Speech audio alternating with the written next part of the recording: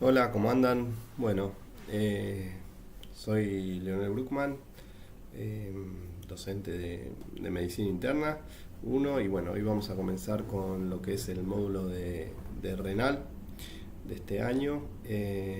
Iniciamos con esta clase que la titulamos Alteraciones del sedimento urinario y un poco la idea de esta charla es acercarles el manejo del paciente con alguna alteración en el segmento urinario, cuándo utilizarlo, cómo interpretarlo, y bueno, hacer un picadito un poco de las patologías más prevalentes, sobre todo a la hora de encontrarnos en el escenario de demanda espontánea, guardia, atención primaria y demás.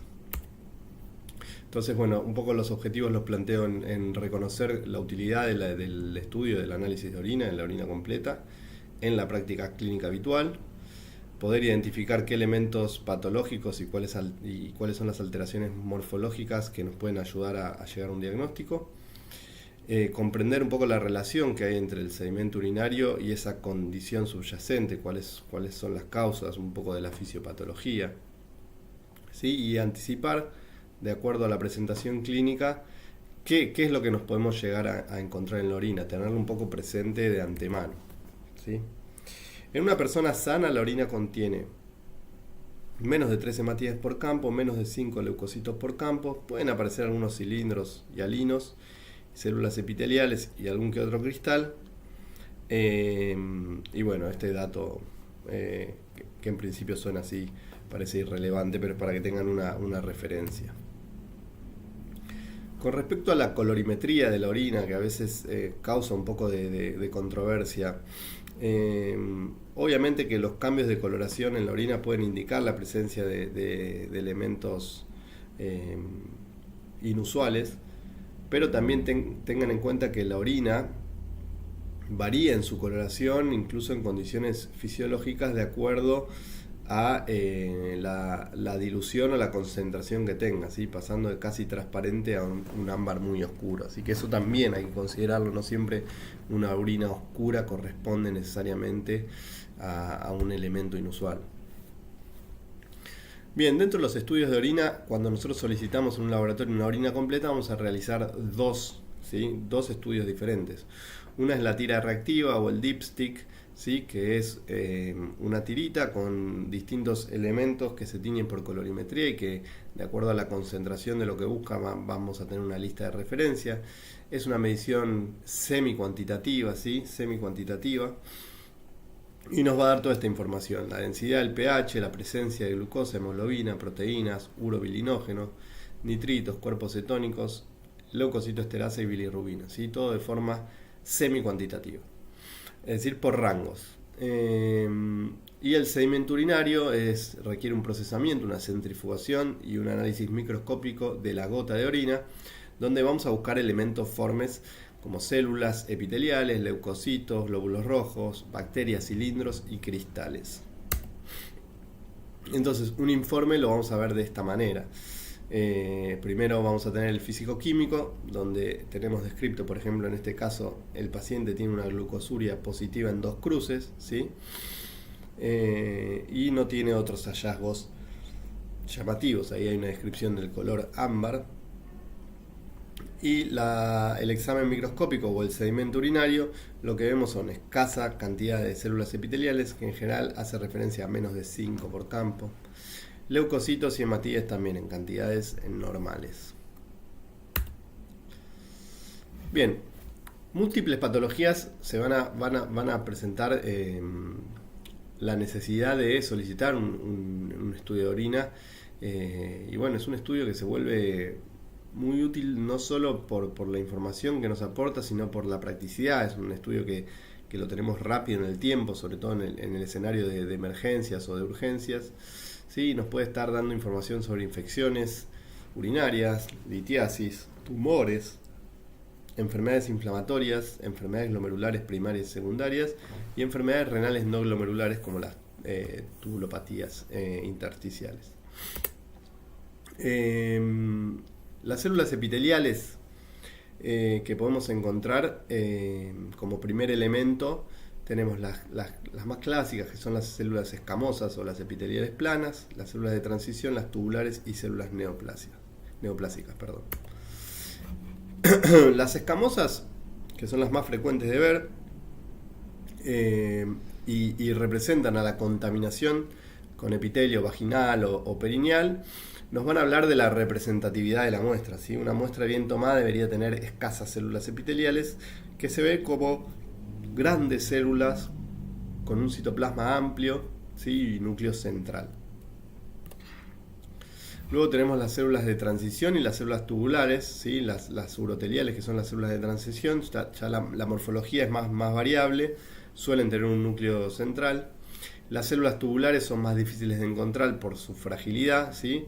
Y ahí vamos a depender de qué célula estemos hablando. Ya hay que tener un ojo muy entrenado para distinguirlas, ¿sí? Bueno. Luego tenemos los leucocitos, ¿sí? Glóbulos blancos son células nucleadas. Siempre en comparación, es útil verlas en comparación con algún eritrocito, si lo hubiera, para ver el tamaño, ¿sí? Y estas pueden ser, obviamente, mononucleares o polimorfonucleares.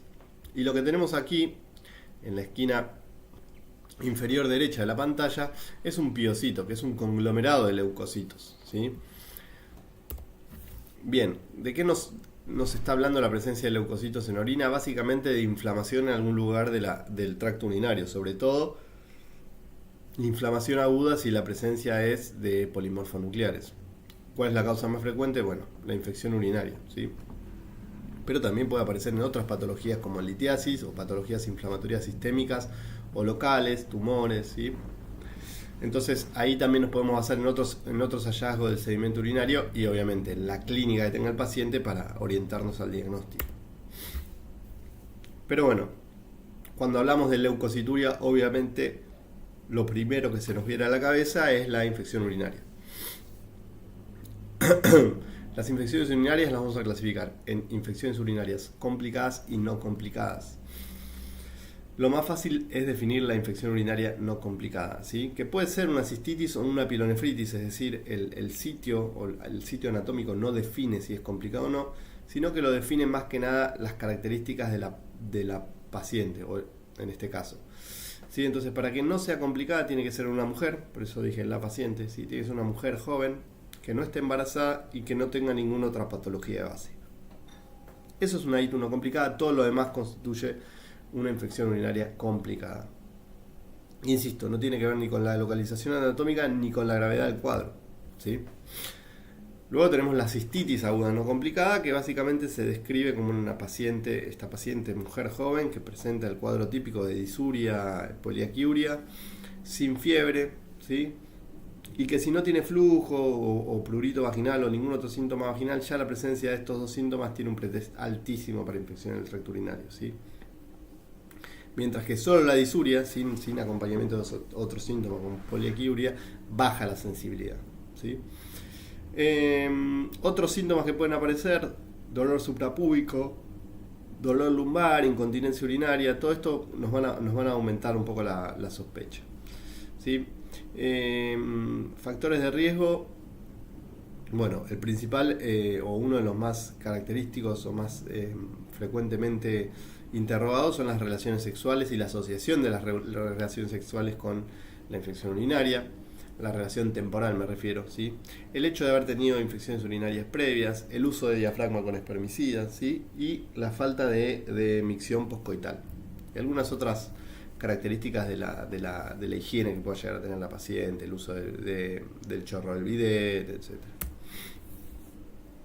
Bien, y luego podemos tener la pielonefritis no complicada, que como les decía, sigue siendo no complicada en tanto y en cuanto se presente en la paciente que describimos. No importa si es una disuria o la paciente se presenta con un cuadro séptico, ¿sí? Mujeres de 18 a 40 años sin obstrucciones al flujo urinario ni otros factores para complicada, como ya dijimos.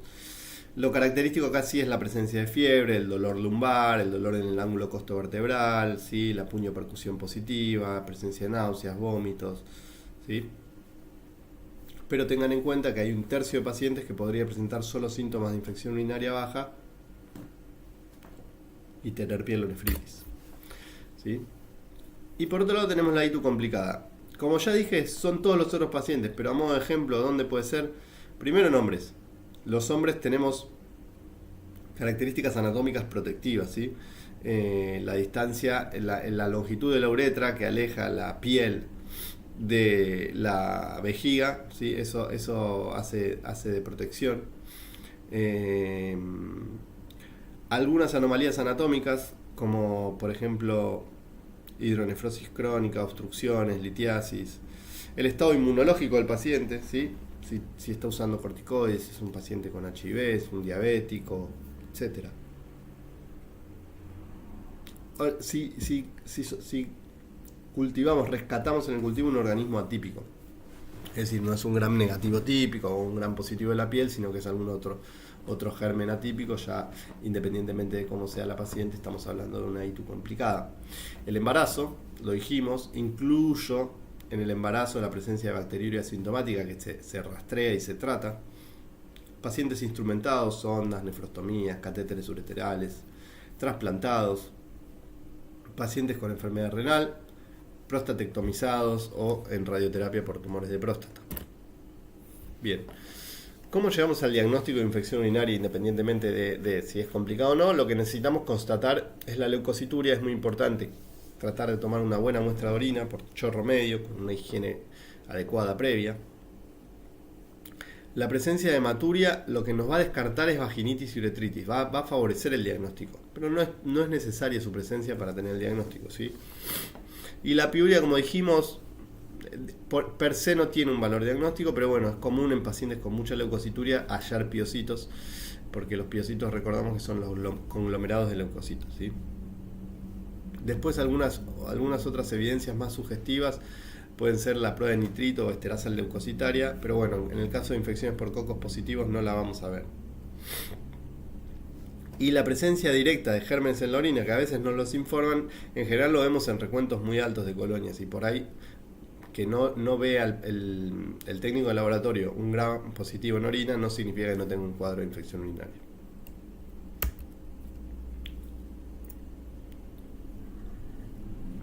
Bueno, y acá un poco lo que hablamos. Piuria, hematuria y bacterias son otros hallazgos, pero que no constituyen diagnóstico. Bien, antes de terminar, obviamente el diagnóstico lo termina confirmando el urocultivo, ¿sí? Siempre vamos a hacer urocultivo, no necesariamente.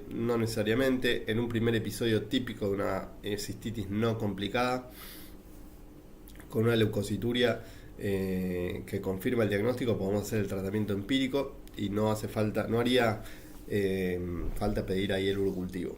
En general el resto de los escenarios sí, incluso hitos recurrentes y demás, ya empieza a cobrar mayor relevancia la necesidad de pedir el urocultivo. Bien, hematíes. Sí, otro de los elementos que vamos a hallar con frecuencia y que es un interesante disparador para el estudio de pacientes, ¿sí? Lo que vamos a ver son unos discos bicóncavos que son pequeños, que son lisos y que son anucleados, ¿sí? Y lo que podemos tratar de interpretar es si hay una lesión a nivel de la membrana basal glomerular o si hay una lesión en otro lugar de la vía urinaria. Y para esto nos va a ayudar un poco la morfología, ¿sí? Si son isomórficos o si son dismórficos. Ahora vamos a hablar un poquito de eso. Bien, ¿cómo clasificamos las hematurias? Hay distintas clasificaciones según la cantidad, microhematúrica, macrohematúrica, básicamente si se ve o no se ve. Según la duración, hay hematurias transitorias, pueden ser por fiebre, por relaciones sexuales, por trauma, instrumentación, ¿sí? Y en general no tienen una relación con patología grave, resuelven en un día o 2 días como mucho, ¿sí? Y luego tenemos las persistentes, que las vamos a clasificar según su origen en glomerulares o no glomerulares. Bien, un poco de la morfología. Cuando hablamos de glóbulos rojos isomórficos es eso, ¿sí? Son los bicóncavos, lisos, sin que esté alterada su membrana, ¿sí? Sin que tengan alteraciones de la membrana. Y estamos ante la presencia probablemente de una hematuria no glomerular, ¿sí? Y ahí tenemos toda esta batería de diagnósticos que pueden ser probables algunos tendrán más peso que otros, y la clínica, la edad, las comorbilidades, todas esas cosas nos van a ayudar a llegar a un diagnóstico, ¿sí? Podemos tener hematuria no glomerular a nivel renal, ¿sí? Donde tenemos menos frecuente la formación de coágulos, ¿sí? Puede haber un carcinoma renal, poliquistosis, hipertensión maligna, lipomas, pielonefritis, ¿sí? Todas estas cuestiones. A nivel ureteral, tumores, litiasis, algún elemento de compresión extrínseca, como un tumor retroperitoneal, ¿sí? Pólipos, fístulas. A nivel de la vejiga, un carcinoma, el antecedente de radioterapia, o bueno, como vimos, la cistitis. Y luego patología prostática, ¿sí? La hiperplasia prostática benigna, algún cáncer, algún procedimiento como una biopsia, uretritis o un divertículo uretral. Y luego tenemos los hematíes dismórficos. Lo que estamos viendo acá es una foto de microscopía electrónica donde un glóbulo rojo está perdiendo su forma habitual al pasar por una membrana basal glomerular lesionada, ¿sí? Tenemos distintos tipos de dismórficos, esto no es tan importante, pero bueno, para que sepan las distintas formas que hay, anulares, espiculados, mixtos, ¿sí? Pueden ser vacíos con restos de membrana plegadas y demás. Entonces, ¿cuándo constituye una patología glomerular? Presencia de más de un 20-30% de glóbulos rojos dismórficos, o la presencia de al menos un cilindro hemático es definitoria. Acá tenemos una foto real de un cilindro hemático, acá un dibujo, ¿sí? Del cilindro eritrocitario, que es básicamente la proteína que se le adosan todos los glóbulos rojos y forma el contorno de uno de los túbulos, ¿sí? Y otro dato a tener en cuenta es que el paciente tenga proteinuria significativa, ¿sí? Porque eso orienta mucho a que sea una patología glomerular. Es decir, un paciente que tiene con hematuria y por ahí no encontramos tantos dismórficos, o el laboratorio al que lo mandamos no tiene el ojo entrenado, pero el paciente tiene una proteinuria significativa, antes que sospechar una causa urológica de esa hematuria, debemos sospechar una causa glomerular. Sobre todo, si, como vemos acá, aparte hay otros hallazgos como leucocitos en orina, ¿sí? Cilindros leucocitarios y demás. Bien, cuando tenemos una hematuria glomerular, al paciente le tenemos que evaluar rápidamente la función renal y, como habíamos dicho, la proteinuria. ¿Qué pedimos? Creatinina sérica, uremia, ionograma.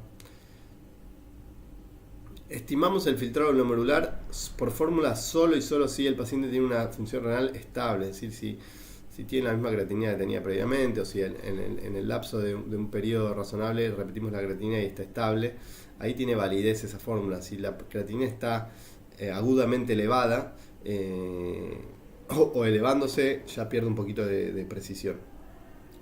La proteinuria la podemos evaluar, como sabemos, el gold estándar es la proteinuria en 24 horas, pero en el contexto de que sospechamos que un paciente pueda llegar a tener una lesión grave, un síndrome nefrítico, una enfermedad renal rápidamente progresiva, y necesitamos cuantificar la proteinuria en el momento, podemos pedir el ratio proteinuria-albuminuria, ¿sí? Que se hace con la misma muestra, una muestra de orina aislada. Las causas, la principal causa de hematuria glomerular es la nefropatía por IgA, ¿sí? Que es la nefropatía más frecuente primaria, es la glomerulopatía primaria más frecuente. Luego tenemos el síndrome de Alport, que es una enfermedad hereditaria, enfermedad de membrana basal delgada, que es una enfermedad de curso generalmente benigno, y ya algunas nefropatías menos frecuentes, pero tal vez más complicadas, como la nefropatía por complemento, la nefropatía lúpica, las membranoproliferativas o algunas vasculitis, ¿sí? Entonces, el síndrome nefrítico puede ser una presentación, reviste de mayor gravedad, hay deterioro en la función renal. Si ese deterioro es rápidamente evolutivo, lo que tenemos que hacer es una biopsia renal e iniciar un tratamiento inmunosupresor de manera urgente. Después, sí, ajustaremos el tratamiento de acuerdo a los hallazgos de la biopsia o de algunos otros estudios de laboratorio. Entonces, paciente con hematuria, es muy importante la anamnesis, el constituir una historia clínica adecuada, completa, ver qué grupo etario tiene el paciente, cómo se comporta esta hematuria, hace cuánto tiempo la tiene, si está consumiendo fármacos, si tuvo un traumatismo o algún antecedente urológico importante, algún viaje a zonas endémicas, si es la primera vez que le ocurre o ya tiene episodios previos, es fumador, tiene otros factores de riesgo, etc. Vamos a ver cómo está la presión arterial, vamos a buscar lesiones en piel, que pueden estar hablando de alteraciones sistémicas, ¿sí? Por ejemplo las vasculitis, muchas veces lo que vamos a tener es vasculitis a nivel renal, pero vasculitis a nivel cutáneo también, ¿sí?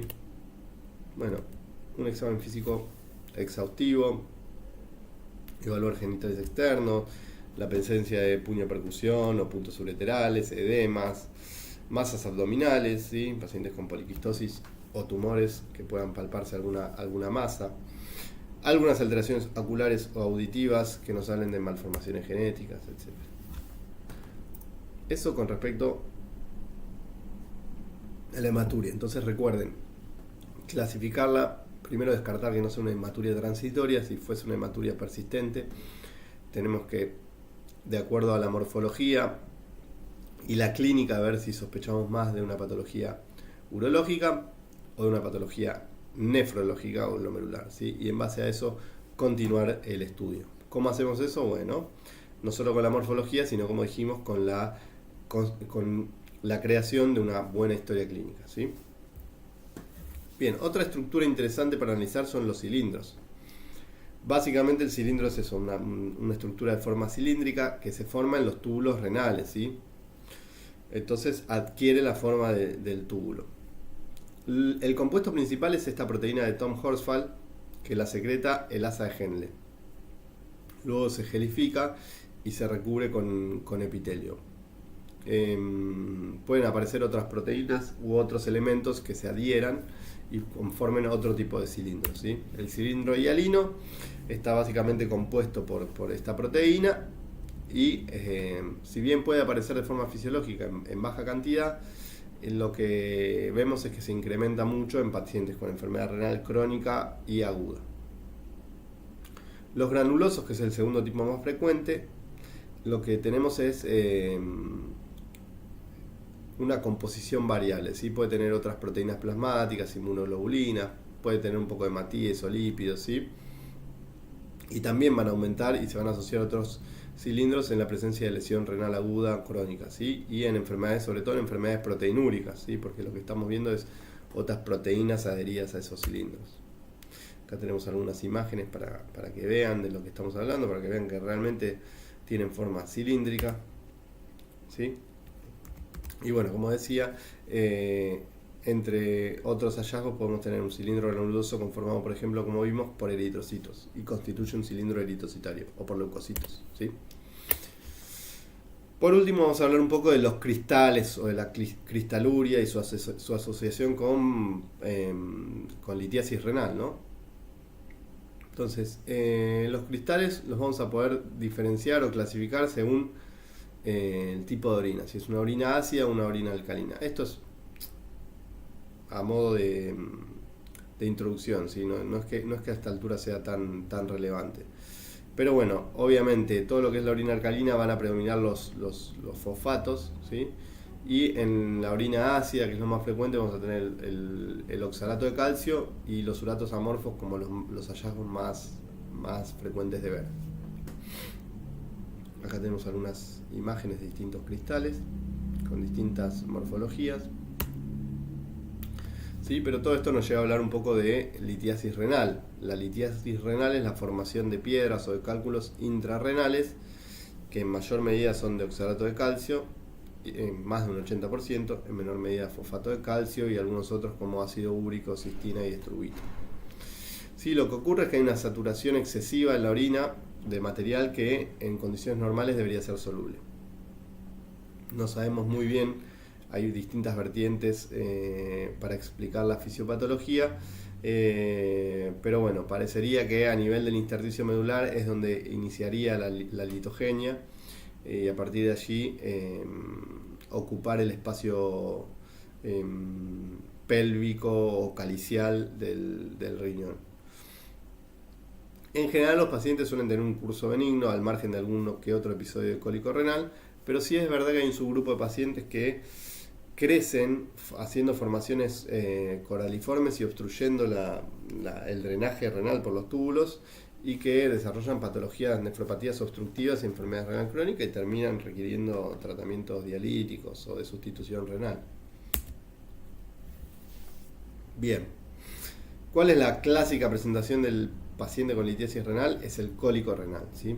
El cólico renal va a ocurrir cuando esta piedrita se desprende y pasa hacia el uréter, ¿sí? En general depende del tamaño donde se va a enclavar el lito, ¿sí? Si es un lito más grande va a ser una obstrucción más proximal, si es más chico va a ser distal, ¿sí? Y el dolor cólico típico inicia en la fosa lumbar, es súbito, es de alta intensidad, no tiene posición antálgica, ¿sí? Irradia hacia flanco y fosa ilíaca homolateral, así como está en el dibujo, puede llegar hasta los genitales, puede acompañarse de otros síntomas como náuseas, vómitos, ¿sí? Y lo que podemos llegar a ver es hematuria, leucocituria, ¿sí? Cristales. Lo más frecuente de ver es la hematuria, pero bueno, ese es el típico. Después tenemos un montón de pacientes que no cursan con el dolor cólico típico, y que uno a veces por algunos otros hallazgos puede llegar a sospechar que sea un cólico renal. ¿Cuáles son los factores de riesgo? Bueno, historia familiar, es muy importante interrogar a los pacientes sobre si han tenido familiares con episodios similares. Obesidad, diabetes, hiperparatiroidismo, ya ahí estamos hablando, es un factor de riesgo, obviamente es una enfermedad prolitiásica. También las enfermedades inflamatorias intestinales. El bajo volumen urinario, aquellos pacientes que toman poco líquido, ¿sí? Y después algunos hallazgos metabólicos más específicos, ¿sí? Como hiperoxaluria, hipercalciuria, hiperuricosuria o hipocitraturia, que en realidad son factores de riesgo, pero uno no se va a enterar de ellos hasta tener enfrente un paciente con litiasis renal que vamos a estudiar, ¿sí? ¿Y qué hacemos? Paciente en general, bueno, como dijimos, el cuadro es benigno y requiere simplemente manejo de dolor con analgésicos orales o parenterales, dependiendo un poco de la respuesta. Vamos mediante una imagen a descartar la obstrucción de la vía urinaria, es decir, que no haya una uronefrosis, una hidronefrosis importante, ¿sí? Y si podemos constatar con una ecografía la magnitud del lito, sabemos que si es menor a 5 o 6 milímetros, podemos esperar a que se eliminen espontáneamente, ¿sí? En algunos pacientes vamos a querer ver cómo está la función renal. Por ejemplo, un monorreno. Por ejemplo, un paciente diabético con enfermedad renal crónica, o cualquier paciente con enfermedad conocido por tener enfermedad renal crónica, ¿sí? A veces necesitamos ver cómo está la función renal, si está siendo alterada por esa obstrucción de la vía urinaria. Y hay pacientes que tienen litos de mayor tamaño o que comienzan con empeoramiento de la función renal que van a necesitar una evaluación urológica y una resección de la piedra vía urológica, ¿sí? Porque no podemos esperar a que lo resuelvan o no creemos que lo vayan a resolver de forma espontánea. Bien. Entonces, hablamos un poco de los elementos que vamos a encontrar en el sedimento urinario, un poco de las patologías más frecuentes que nos vamos a enfrentar en una guardia, en una demanda espontánea, en un consultorio de atención primaria, etc. ¿Sí? Infecciones urinarias, hematurias, cómo evaluarlas, cólico renal, ¿sí? Entonces, todo esto podemos decir que el sedimento urinario o la orina completa es una herramienta muy valiosa, ¿sí? Que es muy importante que esté correctamente recolectada y procesada en el menor tiempo posible, ¿sí? Especialmente para algunas condiciones. Que la vamos a tener en cuenta en pacientes con síntomas urinarios, con dolor lumbar cólico, con fiebre sin foco claro, con alteración en la función renal, ¿sí? Y que siempre tenemos que correlacionar ese hallazgo con la clínica, con la presentación clínica del paciente, ¿sí? La hematuria y la leucocituria, por ejemplo, pueden ser el mismo hallazgo en dos escenarios completamente distintos, ¿sí? Dependiendo de todos los factores que enumero acá. Si tiene fiebre, si tiene síntomas urinarios, si tiene síntomas sistémicos, si hay dolor, si hay antecedentes relevantes, toma algún medicamento, qué edad tiene el paciente, cómo está la función renal, tiene proteinuria, tiene anomalías anatómicas, etcétera, etcétera, etcétera. Bueno, Esta fue la clase de sedimento urinario, espero que les sea de mucha utilidad. Por cualquier consulta saben dónde encontrarnos y bueno, nos quedará seguir con la clase de síndrome nefrótico y luego de injuria renal aguda para terminar con lo que es el módulo renal. Bueno, muchas gracias.